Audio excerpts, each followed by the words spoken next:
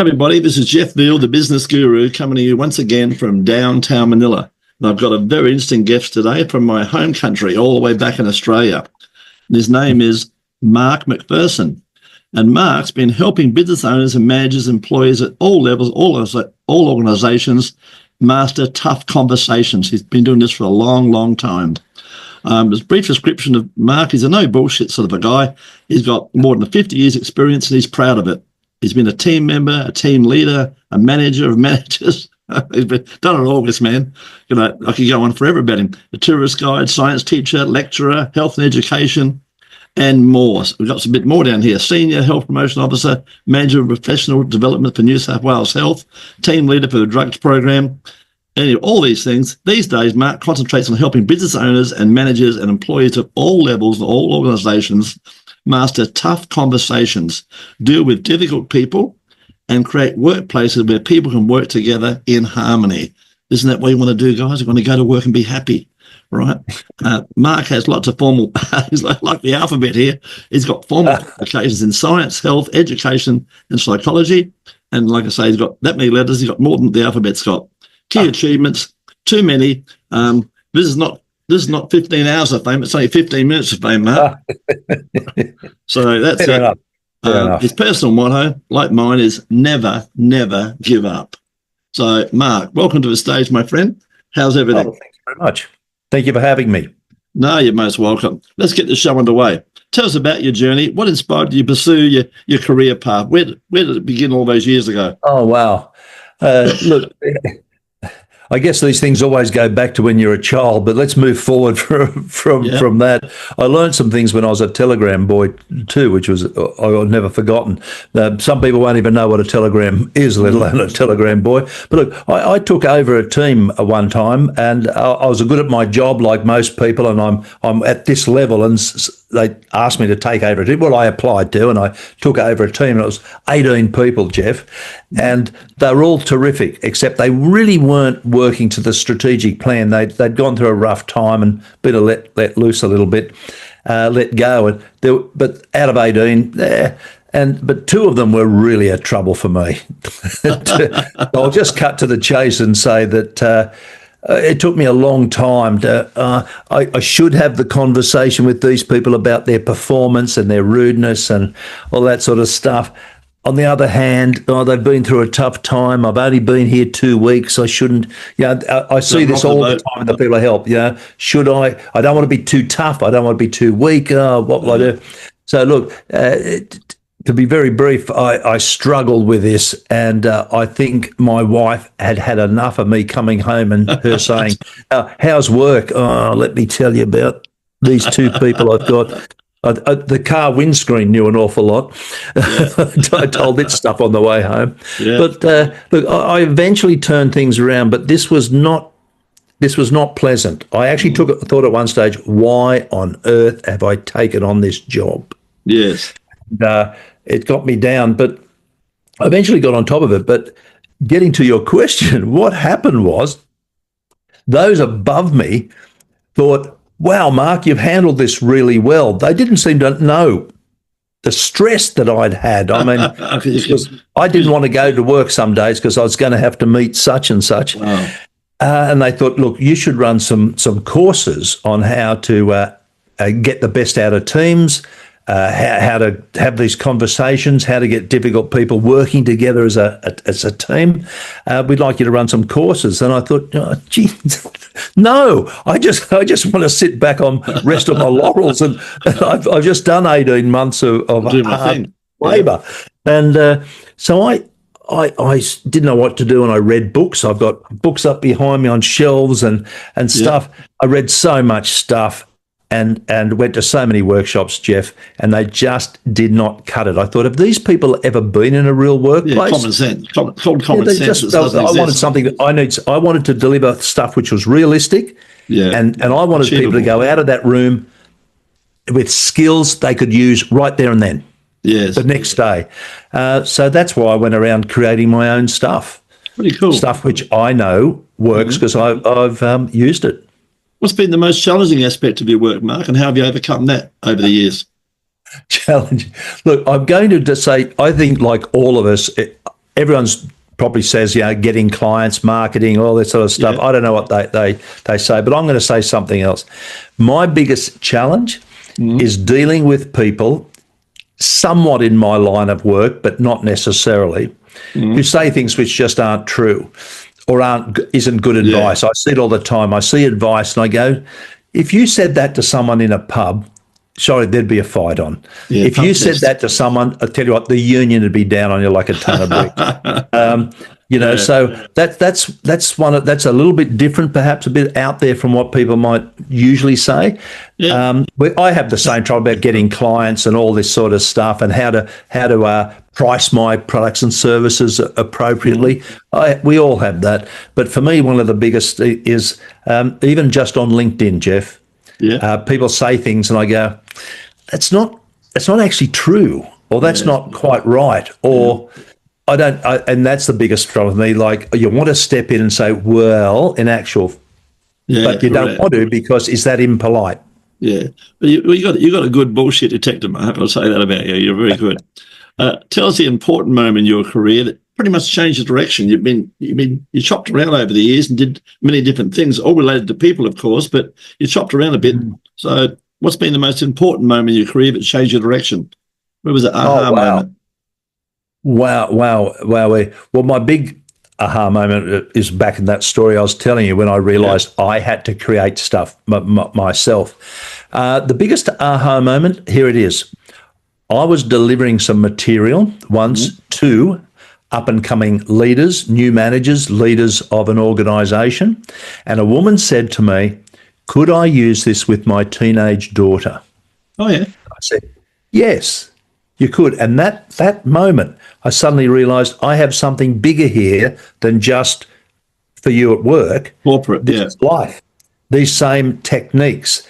I call one of my techniques is what I call being tactfully assertive. Anyone can be assertive. Being tactfully assertive is a different thing. And being able to say, yes, you can use this tonight with your husband if you're unhappy with their sexism or whatever it happens to be. You can. But I always add to that, it's up to you to decide to use it. I don't know your circumstances. But that's my aha moment, when I realised, hang on, this is not just for work, this is for life. Yes. Your relationships everywhere with your neighbour. Yeah. You've got some unique communication skills. It's all about communication. At the end of the day, Mark, I think you'd agree, life's about communication at the end of the day, no doubt about it. That's why there's wars, because, someone thinks they're right, the other guy thinks he's right, or they've got oil or gold, one or the other. Tell me, in your opinion, what are the key qualities or skills that have helped contribute to your amazing success over the years? Wow, that's it. That's interesting. What a great question.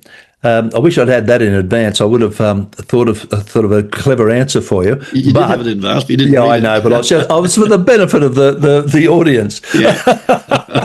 No, but I wish I'd thought about it a bit more. I think the ability to take a big step back and look at something that I've written, I've said, or someone else has said, and said, hang on a minute here, is this actually on the right track? I think and I do it to my own stuff, because I've looked at my own stuff and said, that might be what I thought last year, but I think that needs a bit of a tweaking. That's I think that's something I'm proud of, being able to take a step back. And I think more people could do that, because I see people write things even on LinkedIn and I go, if you'd thought about this, park their ego. I don't think you'd really say that in particular, or I think that's something that I think I'm proud of. I'm able to step back. Some people say, Mark, you're too critical of yourself. Well, there's a balance, isn't there? You don't want to be always criticising yourself, but you want to be able to say, hang on a minute here, is that right? Yeah, that's my hidden skill. Yeah, in that area, Mark, tell me, how do you stay motivated as you do and continue to innovate in your field as you've done in the past? What's your secret there? I think two things. One is I stay motivated because just last week a woman came to see me who had taken over a new team, and she was getting what I politely call pushback. She didn't really want to take on this team, but felt she had no choice. But she came to me by the time she'd finished her story, she was in tears that she'd tried this and tried that. And what keeps me motivated is giving her, I write what I call personal conversation scripts for people. Lovely. So to give her the exact words she had to say in the right order, it's not a guarantee of success. No. But she didn't know what to say, what to do with her hands, if anything, and how to have those words come out her mouth in what order, to be able to give her those sorts of skills where it builds her confidence. And she can say a week later, Mark, I did it and it actually worked. Not the first go. I had to have 2 goes at it, but it did actually work. That keeps me motivated. That the success that I see in other people, that's a great joy. Yeah, absolutely. Well, you're going to say you're going to teach her how to hold the gun. Well, look, having said that, there are times when I talked before about what I call tactful assertiveness. Sure. There's a time to be tactful. Yes. And there's a time to up the ante and just be a little bit more direct and upfront and say, this is the way it's going to be. That's right. Our parents know that. They tried this, they tried that, and then eventually you've got to say, no, I told you, 8 p.m. is bedtime, go now, or you will be in trouble. That's right. Yeah, that's it. Sometimes at work we have to say that as well. And that's to our loved one. We don't want to say those words, but, we got to. That's reality. Just on that, Jeff, I should say, no one wants to have these conversations at work. No. I don't want to go. No one wants to go to work. I don't want to go to work and say, I've got to have this conversation with Bill about his racist comment at the staff meeting or something. No one wants to do that. I get it. Right. Yeah. I'm laughing about all this stuff. It's funny stuff. Tell us about a recent project, Mark, or an achievement you're particularly proud of amongst your many. I did work with a large organisation just last week, as it turns out, and they presented a few different sorts of problems. They all work in what used to be called the human resources area now, and I know HR, different organisations, people and culture, and I quite like these change of terms. Yeah. But they presented some problems to me that I hadn't really thought of, and one of their big problems was telling people who had thought they had got the job within the organisation. Yeah. And getting back to them and saying, "Oh, look, Jeff, you're so close. You're a strong candidate, Jeff, and I know I went to your this. They don't say this, but I went to your wedding, and I know we're mates. But no, you didn't get the job. We gave it to somebody else." Yeah. And be pretty tough, actually. Jeff's there's nothing fun about that. No, not at all. They falter at it and they want to beat around the bush, but sometimes you actually got to say it. I just think how you would say it. It's interesting. Well, I'm going to add something to that. They're tough conversations for a reason, and one of those is that there's a risk. If there's no risk, you just go and say to your neighbour, "Let it out." Blah, blah, blah. Yeah, pick up that stuff you just left on the footpath, you bugger. That's easy. Yeah. But there's risks, and risks are you lose relationships. Yeah. You lose friendships. Yeah. And I've done this, and something had to be said, and really, I never got invited to another one of their parties after that. Bad luck. Well, tough. That's their loss. You take the position, you take the kudos, you take the pay, and there's something else you take, and that's called the responsibility. Yeah, and true. Sometimes you have to step up to the plate and say stuff. Yeah, I call it integrity, Mark. It is integrity. Exactly. It's about integrity. Yeah. Tell me, Mark, a younger version of yourself, he's a 20-year-old. What advice would you give someone on his way up, aspiring to sort of follow in your sort of footsteps? What would you tell them? Maybe read a book called How to Win Friends and Influence People. Yeah. I think when I read that at the age of, say, 40, I thought, why didn't someone told me this before? Yeah. I just little things. Just for example, I thought my friends knew that I cared about them. Yes. But I didn't realise you might actually have to say it. You might actually have to say, well done. Or I love you, or whatever. Thank you for that. Just the basics. Thank you for that. Well done. I think I'm so glad you've been my friend for the last 20 years. There are a lot of things I learned from that book, some of them explicit, some of them sort of between the words. Very interesting. But that's the book I think I didn't realise the other thing I didn't realise is you had to let the other person speak. I didn't realise that one of the best things you could ever do was tell me more. Yeah. Peter Beckham does that very well. Tell me more. I didn't realise that. I thought you just went to work, did your job, and went home. No, it's more to it than that. So there you go. That's what I would have said to myself. Yeah, that's a good point for all our listeners who should take notice of all this, because it's very true. I mean, when's the last time you told your wife you love her? You know, or ring up if you've got older children, ring your children up and tell them you care, rather than take them for granted and you say, oh, I'm going to see them next month. Well, maybe they'll have a car accident. Next month might not be there. No, you're right. That's there you go. That's my advice. I don't know what other advice I know I did watch a lot of your interviews, and I know that people have all sorts of different advice, but that's for me. No, you're done very well, Mark. I love it. Tell me, looking ahead, what are your goals and aspirations for the future? You've got a long way to go yet. What's your goals and aspirations for the future? Oh man. Well, I am 71, so that's not. And I've just had both knees operated on. That's a good excuse. One is to stop using. Well, I've just, as in 2 days ago, I no longer use crutches. I want to get as much of my material out there to the world as possible. Yeah. So I am collating a lot of my material, because it's in different places on the computer, from this course I ran and that course I ran, putting that together where it's in a palatable format for people to easily use. That would make my day. So that's one of my goals. Share with the world, Mark. Get my stuff out there. That's a little bit different to the olden days, where my idea was to get my stuff out there by getting jobs. Yeah, true. My stuff now is I want to get my stuff out there to help people. No, you're a giver in a world full of takers, Mark. Big difference. Tell me, what's the best way for our listeners and people watching this amazing podcast? What's the best way to reach out and contact you, Mark, and have a yarn and see if you can help them? Well, I think the easiest way, to be quite honest, is LinkedIn. Yep. And the reason why I love LinkedIn like that is because everyone's page is in the same format. Your contact information is there, where you have to go to someone's website. Is it under about, or is it under contact? Or, is it there at all? You can't find stuff. So I think LinkedIn is terrific, and I've got no doubt you'll add my LinkedIn. We will indeed, Mark. Page to this. But that is really the best. They can always, and from LinkedIn, it has my email address. An email is good, a private message on LinkedIn. And I can say right now, my offer is, give us a call. I'm happy to hear your story.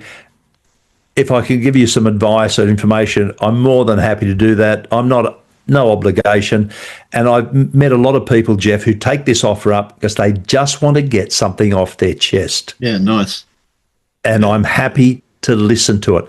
One thing I learned from How to Win Friends and Influence People is to listen to people. So please ring up, and if you give me send me a message. And if all you want to do is just have a chat about this day at work, I'll listen. I'll listen.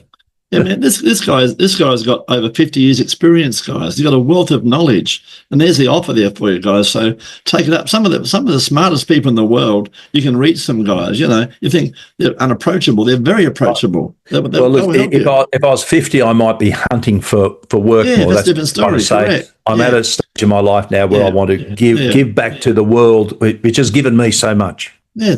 Nice, Mark. Yeah, Mark and I are going downhill, not uphill, but we're going down ever so slowly. Well, hopefully we're going along. Hopefully just going along. Yeah, we've reached the pinnacle. You know, I thought I'd reached the pinnacle the other day, and someone told me it was base camp. There you go. That's okay. Before we wrap it up, Mark, tell us a fun fact about yourself that most people don't know. Oh, my goodness.